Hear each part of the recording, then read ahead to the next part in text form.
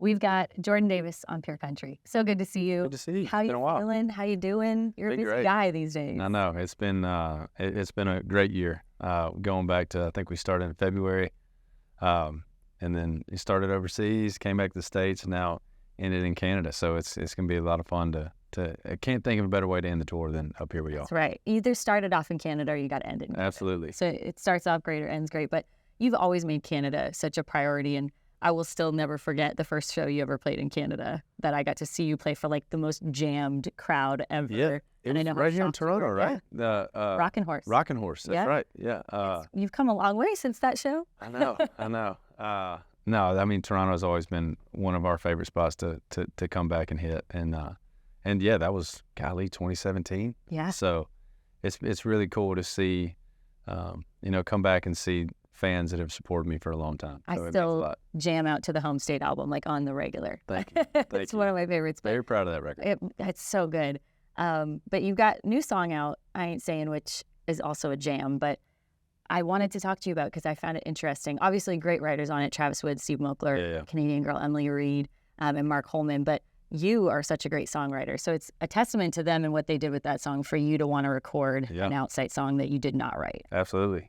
We were on a writer's retreat in Montana, and Travis had told me about that idea the night we got in, and he was like, "Man, I got this idea. It's I Ain't Sayin. This is what I was thinking on it." And I was like, "Man, that's great. Let's write it." And we kind of had 3 different writers camps going on. And he texted me and was like, "Hey, man, we're writing that idea if you want to come over and help us finish it." And I just told him, I was like, "Look, if y'all are on it, just finish it. I'll listen to it tonight. If there's anything I need to change, we'll go about it." And he played it for me that evening, and I was like, "Dude, it sounds like I wrote this song."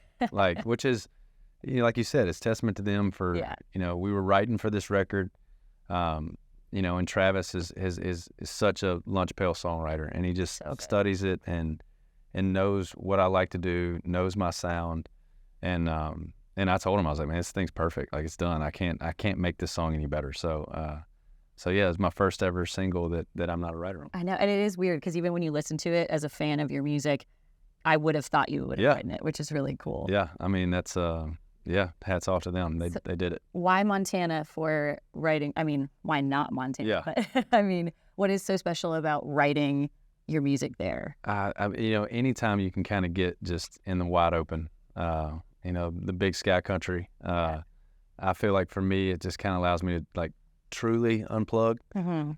And we just got some cabins up there and literally woke up, had breakfast, and just started writing songs.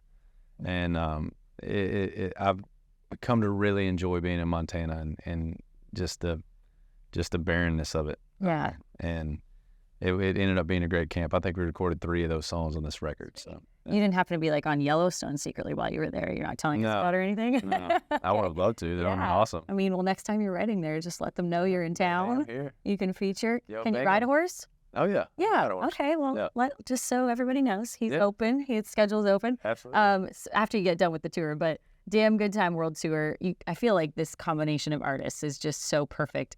From the videos, it looks like you guys are having maybe too much fun out together with Mitchell and Ashley, but how did that all come together with the 3 of you on that tour? Well, I've been wanting to tour Mitchell for the longest. I think we first met in 2014, played some shows together when we were both kind of coming up.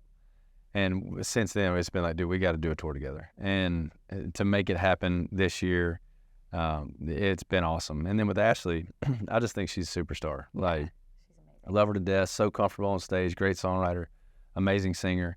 And it really is like I know a lot of people are like, yeah, it's like a touring family. It really is. I mean, we had an off day last night here in Toronto, and me and Ashley went and had some drinks with some people, and then Mitchell went out to the bars, and we hung out with him after. So it's not just like you go do your thing. We really all kind of connect and have a good time. Were you in Shades Davis while going to the bars? I wasn't Shades last night. No, I was out in Jordan. But tomorrow's Saturday football, so Shades will be. He'll be Shades will be out in full force. Yeah. Has it shocked you, like when you've done some of those videos, the people that just because you had glasses on did not know it was you? Yeah, that was like everybody's like, yeah. I was like, we're seeing this when we did the video.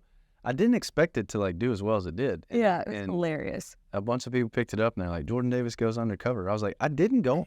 I just put sunglasses on. Like I was in sunglasses and a hoodie. Yeah. But you were totally in disguise. Like it was funny watching some of the people that were like, I mean, I think this is him. There was a couple people that we cut out because I like sat down and I was like, yo, so who you guys here to see? And they were like, you. And I was like, okay, sorry, this is supposed to be a bit, so I'm going to have to go to the next person. But I was surprised at somehow, at some of them, how long it took to realize. Yeah, what a fun thing to get to do with your fans, though. That was fun. Yeah. It was a good time. How fun was curling? Did you find it difficult, or did you feel like... A lot harder than I thought it was going to be.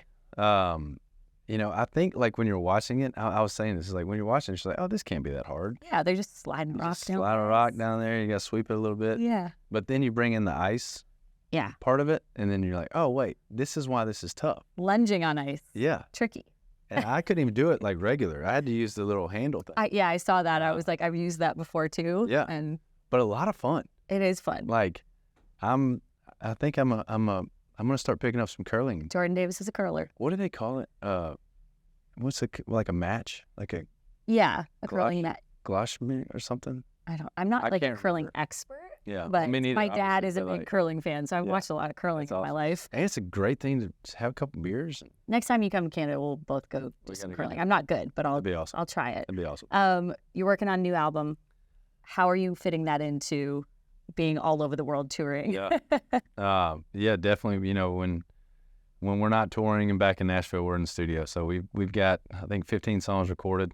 Getting really close to wrapping up the record. Yeah. And it should be out early next year. But awesome. Also releasing a new song this month that I'm really fired up about. So new music's on the way. Love to hear it. Well, always good to see you. Absolutely. Congrats on the tour. Congrats on everything. Thank you. Jordan Davis on Pure Country.